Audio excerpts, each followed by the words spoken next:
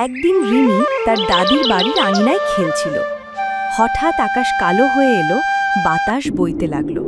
দাদি বললেন, রিমি, বৃষ্টি আসবে, ভেতরে আয়। কিন্তু রিমি ঠিক তখনই দেখল গাছের নিচে পড়ে আছে এক রঙিন ছাতা, যা আগে কখনো দেখেনি। ছাতায় 7 রঙের ফুল আঁকা আর হাতলটা সোনালি।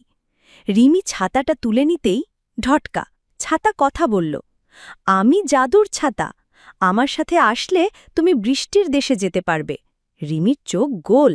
ঠিক তখনই টিকু কাঠবিড়ালি এসে বলল, চলো রিমি, আমি তোমাকে পথ দেখাবো। ছাতাটি খুলতেই চারপাশে ঘূর্ণি বাতাস, আর রিমি টিকু দুজনেই চলে গেল বৃষ্টির দেশে। সেখানে বৃষ্টি মামা নাচছে, ছোট নদীতে রঙিন মাছ লাফাচ্ছে, আর মেঘের গাড়ি চলছে আকাশে। বৃষ্টি মামা বললেন, রিমি, তুমি যদি চাও আমি তোমাকে 1 বালতি রঙিন বৃষ্টি দেব, কিন্তু শর্ত, তোমাকে এই বৃষ্টি দিয়ে কারো উপকার করতে হবে।